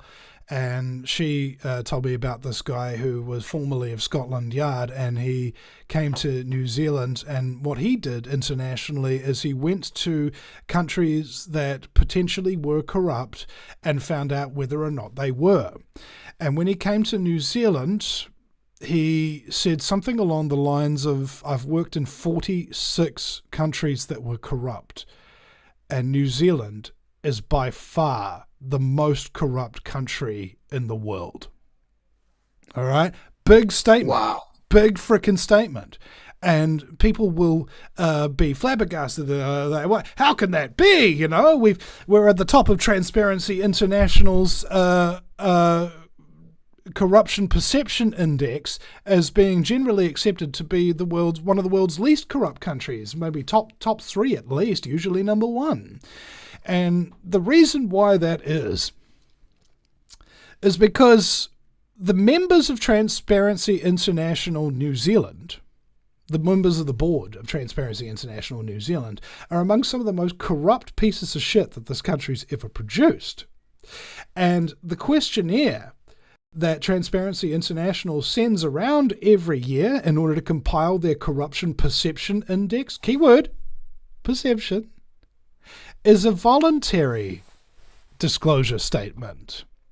So it works like this. So, New Zealand, you guys got any corruption over there? And New Zealand says, why no? We don't. And send the form back blank. Oh my God, seriously? You can't make this shit up. All right, it's just so good. They've got it locked down, man.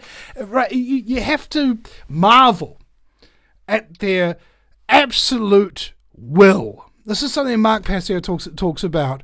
The will of the New World Order. They will do things that you and I will not, and that is why they're winning right now. Okay?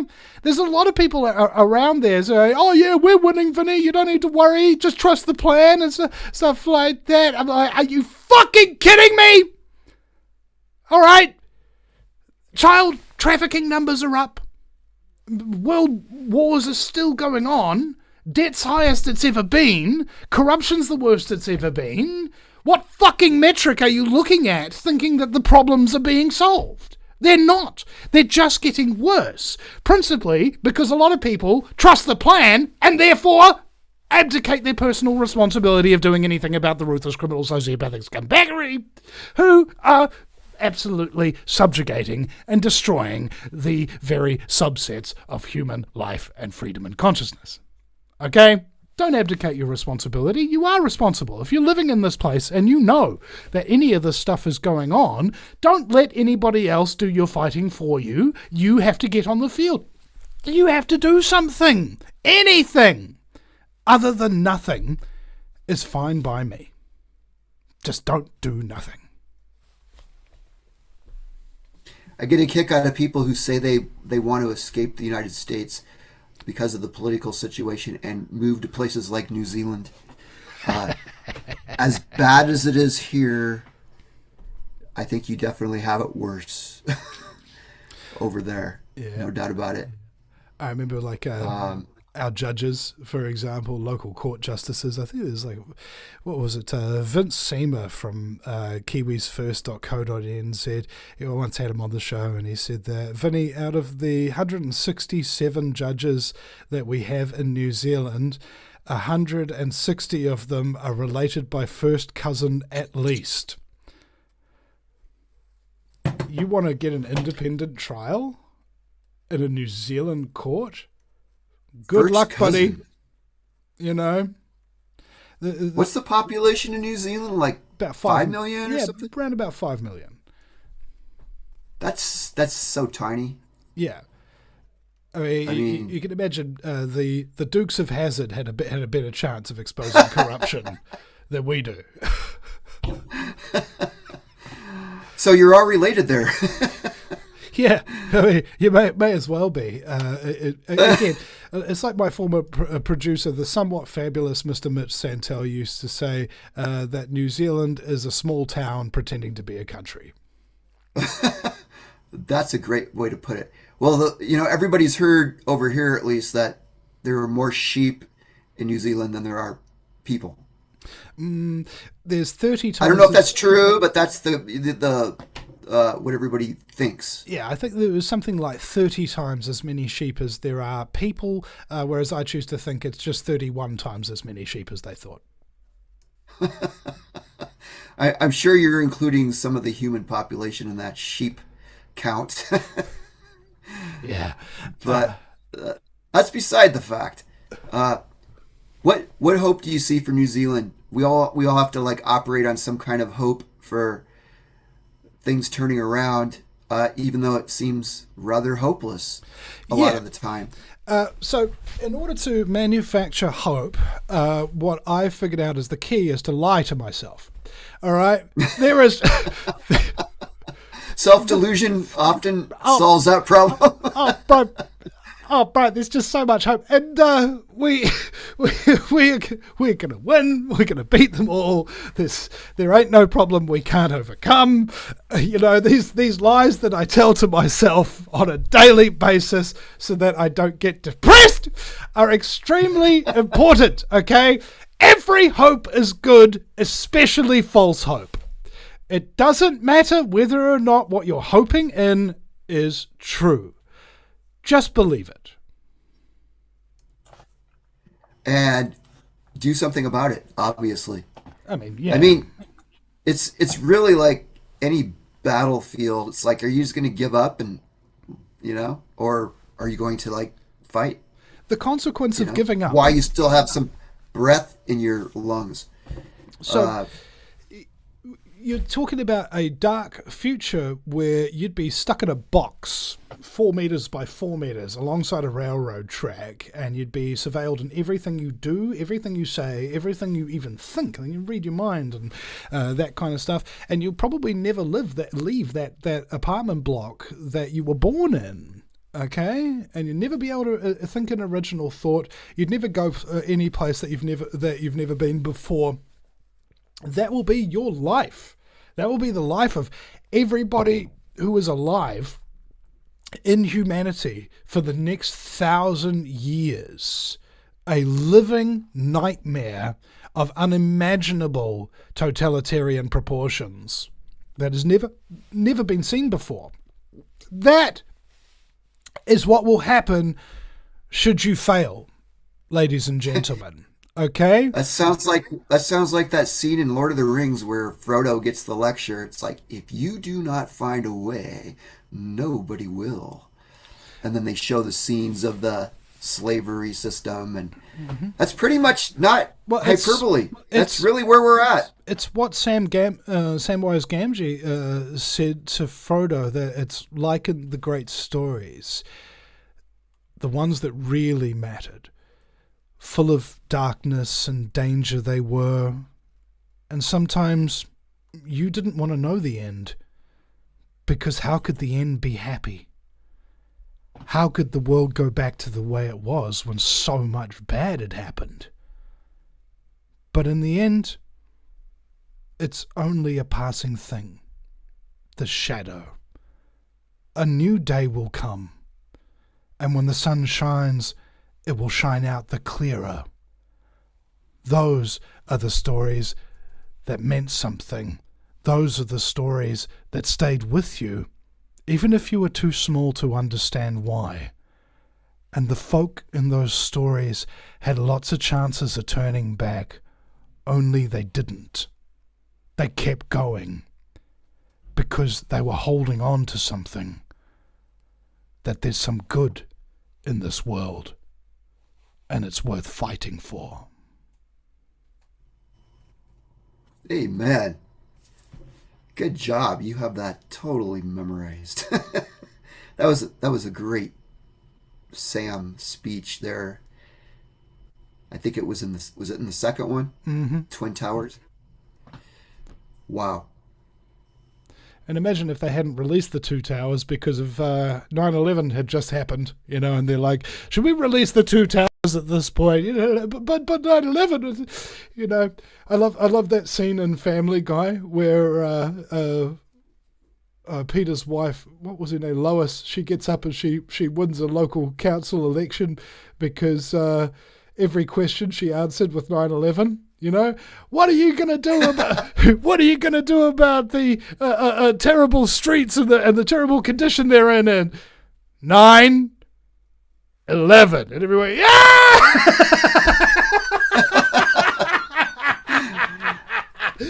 that show, so much disclosure in that show. Yeah. It's a crazy, even more so than The Simpsons. Well, it's part of the whole satanic mind fuckery that they try to get away with, is that if they don't tell you what they're going to do, and if you don't consent to it, because you've been told and you just let them get away with it kind of thing, that karma's on you, okay? And they don't want the karma to be on them, so they have to tell you about it. I'm going to rape your wife. What are you going to do about it? And if you do nothing, then they've X'd out the karma that could be backfired to them. That's why they create these hierarchical systems full of people and soldiers and bureaucrats and police officers and all of that kind of stuff. Because if they tell somebody to go and hurt you or destroy your country and that person does it, the karma's on that person, not the person who gave them the order. You see, they've figured out how the universe works and they are obeying its rules and preventing you from finding out what those rules are, because that would give you power. Knowledge is power, and they guard it very well. I'm not convinced, though, that they're really covering their asses karmically. I mean, deception is a sin in pretty much every religious system. So if they're just putting this out to you in a movie or a book that you've never read, how are you supposed to consent to that? Because they can't. It was out there, just like in Hitchhiker's Guide to the Galaxy. Guy was really upset that all of a sudden they're building a highway through his home and about to knock it down with these huge dozers and so on and so forth. But you were put on notice. And he goes, yeah, but that notice was underground in a council building on a wall behind a big stack of filing cabinets that were blocking the wall. Yes, but we did put you on notice, and we did and we did, by your silence, get consent. You see, that's why Mark Passio talks about the forgotten word, which is also the most powerful word. No. No, indeed. And that's partially true because people not being aware is consenting. That's why we have to learn about this stuff, no matter how horrible it is to learn it. Because if you just passively go, nope, I don't want to deal with that, no, la la la, la la la, that is a form of consent. Mm-hmm. Because you're not protesting it. Yep. So and basically, even then, protesting is not actually a act of resistance either. When a captain says fire on that ship full of innocent civilians, his chief in command will say, I will officially protest that order. and then he puts it down on the log and then fires on the vessel anyway. You see? Protesting is a measure of consent. Okay? Protesting doesn't really change anything per se. It is what the individual does, and it is the consequence upon those people that are in control, right? Dr. Rima Labo talked about how the world is in a interesting place whereby it is humanity that is losing every major battle, every skirmish, every battle, every war that has ever been fought by the New World Order against humanity. The New World Order has won. Hands fucking down, they have won. Why? Because we're on the defensive. You can't win a war on the defensive. We have to go on the attack. Okay? We have to strategize. We have to organize. We have to mobilize against their lies. You see?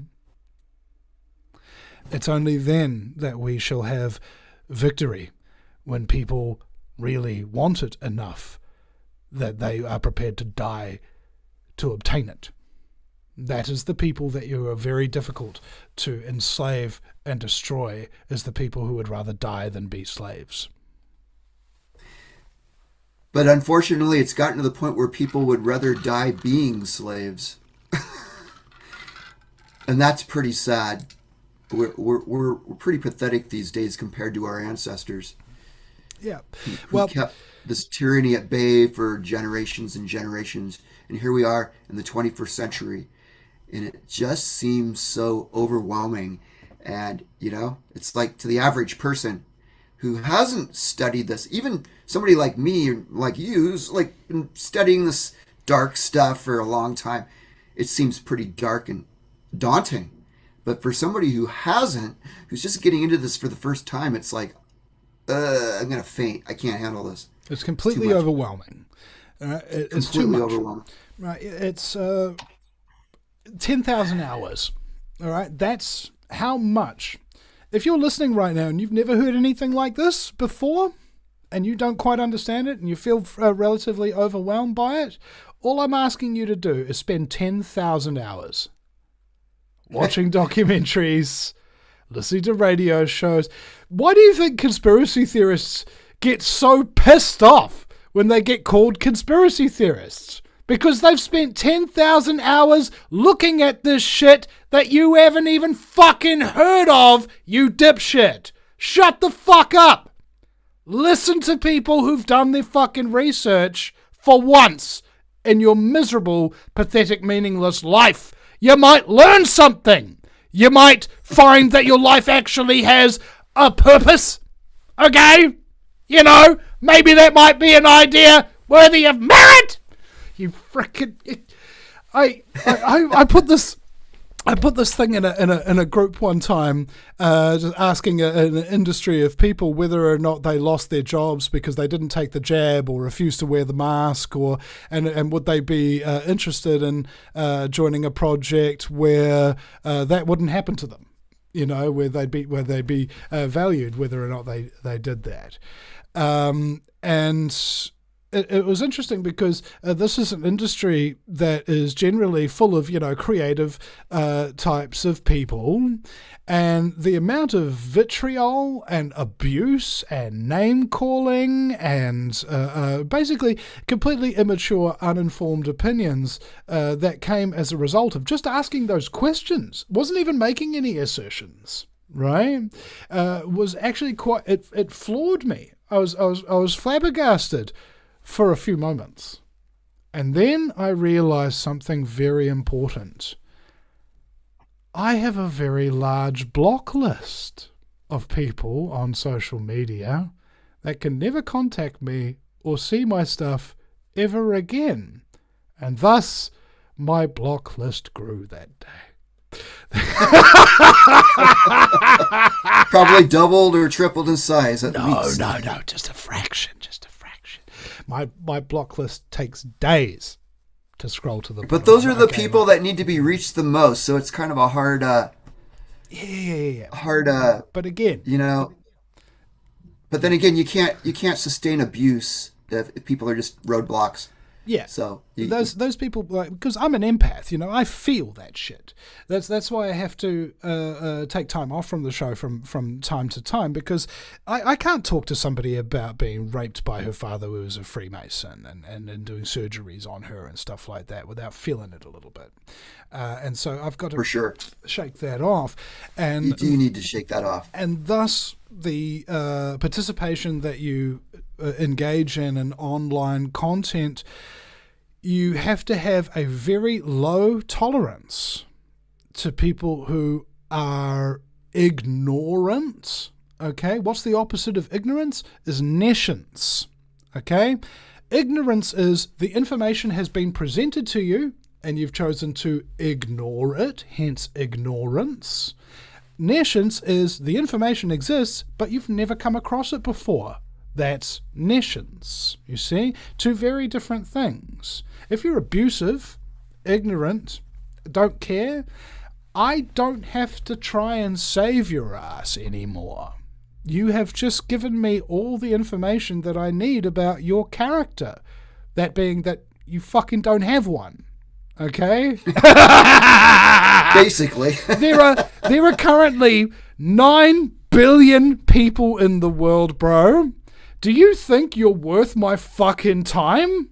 If I'm sieving through the bulk of humanity, if you're going to treat me like that? Hell no, you are not worth my time. You ain't worth anything. You're going to die. You're going to get enslaved, subsequently exterminated, or die from some kind of preventable disease because of your own actions. And that's not my problem, okay? That's your fault. And that is your responsibility, not mine, and I don't have to put up with your bullshit, okay? Bye-bye. Now, when you do that to people, they can be really upset. That's why you block them, so that they can't reply to you further. And the whole... Indeed. All right, I've been doing this a long time. The art of blocking. You come up with a specific methodology. And sometimes you really stir the hornet's nest, and you get a whole bunch of people that need to be blocked. So I call it the chicken protocol. Block, block, block, block, block, block, block, block, block, block, block, block, block, block, block, block, block. It works every time. And it's. When you were a teenager and you found those big, fat, juicy pimples and you're like, oh, that looks unsightly. And then you get that satisfaction when you squeeze that gunk out of it, right? It's kind of like that. This is... How can we not forget those days? That was one of the pleasures of being a teenager, is just popping a zit in the mirror. Those were the days. But as David Icke said to me, you can't convince anybody of anything, but you can tell them things that they cannot unhear.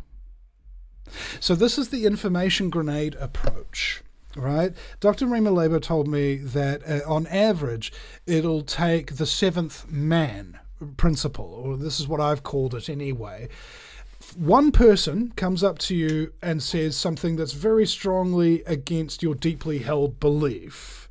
And this is one person from one social circle at one time in your life telling you this thing that is opposite to your beliefs. You will tell them, invariably, fuck off, you're a conspiracy theorist. Now, by the time you get to the seventh person, from a seventh different social circle, at a seventh different time in your life, coming up and telling you the exact same thing that you would ordinarily vehemently disagree with, by the time you get to that seventh man, that is statistically when you will consider changing that belief. Okay? So this is the information grenade approach. You pull the pin, you chuck it in, and it blows up in their face later. You don't have to convince them. Say one thing and walk away. I can see the frustration that a lot of my listeners have had, because every day or every Christmas they have arguments with their families about stuff that they've already told them that their families don't believe yet, don't know yet, and don't want to know, because They haven't had 6 other people tell them from those other groups and times in their lives. Okay? That's not your frickin' problem. One thing is all you need to say, and they cannot unhear it. And hopefully, at some point, maybe, you don't know, maybe they'll wake up to it eventually once they've talked to the 7th man, who may, in fact, be you at that point. You ever been at a party and somebody comes up to you and has a conversation with them and you tell them a couple of things and you see the penny drop for them? Whoa. You know, actually some other guys have been talking to me about that. And so, you know, you've got them. You know? And that's the problem, though, is that sometimes the truth can be terribly overwhelming. And it takes practice. It's like a skill. Knowing when to shut your mouth because somebody ain't ready for it. Indeed, and we've all made that mistake of going too far too fast. We've all had that experience. I wouldn't say it's a mistake, because experiences train us in the skills, and every bad thing that happens to you is training for something that you will do in the future, and at that point you will be ready for it. Good point. So we've been going about an hour now? More? I don't know. Are you keeping track of time? I don't know. We started about 1 o'clock. It's now 3 o'clock, so we're bang on about 2 hours. All right. Wow. That sounds about right, doesn't it? It sounds about right, yes. Give us some optimistic closing words. I think I've given you plenty of them, but Give us more. I'll give you the very basis. The person who actually got me into it, John Eisen from Uncensored. I've got a little poster from his Uncensored Symposium in 2009 on my wall up there. Like all the inspirations on my wall. This is like a little Vinny Eastwood museum up in here. He says these. He says these very simple 8 words. Okay, so if you come away from this interview only remembering 8 words, it should be these. Fuck them if they can't take a joke. Indeed. So, tell us where we can follow you, where everybody can follow you, what your plans for the future are, and are you making a comeback right now? I am not 100% sure. If somebody sponsors me $30 a month to pay for Zoom so I can actually continue to start interviewing people again, I will make that comeback. All right. It's absolutely certain. That is my pledge and my promise. If somebody starts doing that for me, I will purchase Zoom and I'll start interviewing people again every week to help to contribute again to this general malaise of trutherism that is out there. And for those of you who are unfamiliar with my work, it is voluminous, and I've interviewed basically, a good portion of the people that have ever really spoken up to any real significant level in the world in terms of truther and conspiracy circles. I've interviewed most of them. All right. Mm-hmm. Like you wouldn't believe the list of names that I could rattle off the top of my head.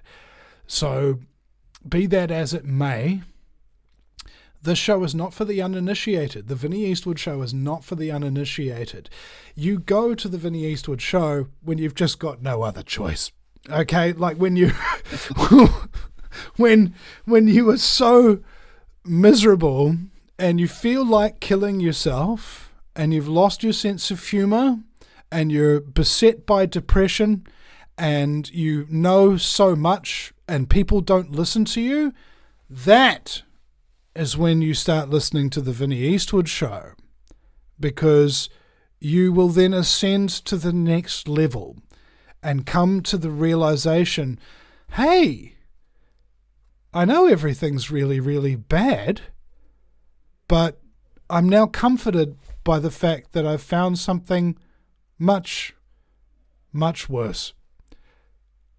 Vinny's jokes. So you can go to the VinnyEastwoodShow.com. That's Vinny with a Y because it's the most important question. And Eastwood, like, go ahead, make my news, and go ahead, make a donation and help me to survive and take care of my babies and continue this work of truth that I've been doing since 2008, 2007-ish. Okay, which is longer than anybody else in New Zealand ever has. I was the first person to actually start doing this properly, full-time, making the videos and doing the radio shows and attending the protests and interviewing the activists and all of that kind of stuff. I'm the first one who did it, and to this day, I'm the only one who's ever done it to the level that I have. And nobody will ever take that from me. And nobody will ever do better than I have done for the foreseeable future. I can guarantee you that. So go to the VinnyEastwoodShow.com and support me today. You can follow us through YouTube and Patreon to support us there, and Facebook is a good one, and Rumble and BitChute. There's all sorts of links and all sorts of pages on the homepage of the VinnyEastwoodShow.com for which you can get yourself stuck in and realize through my works and engaging with them quite a bit that you don't want to kill yourself after all, and you'd actually rather live and have a smile on your face and do something good in this world rather than allow it to do something bad to you. And I suppose we all signed up to be at this particular juncture of the shit show we call Planet Earth in 2026. So here we are getting our Chinese fortune cookies worth of may you live in interesting times. Mm-hmm. Well, Vinny Eastwood, I can't thank you enough for joining me today. Of course, I'll put all your information and the links down below the video. And, well, I really do hope you're on a rebound here, ready to get back. Everybody should please support this man. He has interviewed some greats out there. I mean, David Icke, Mark Passio, doesn't get any more classic than that. That's just the beginning. He truly was a pioneer on the battlefield in the tiny country we call New Zealand, which is a lot more draconian than anything we have yet experienced in the United States. And believe me, we've experienced some draconian shit here. So, well, hopefully come back and join me again. I'd love to. Thank you, sir. Pleasure chatting with you. And everybody, please tune into Vinny's channel. And I'll catch you next time on High Vibe Tribe TV. Everybody have a good night and an even more pleasant tomorrow. Bye-bye. Have an astonishing night, ladies and gentlemen. Bye-bye. Recording stopped.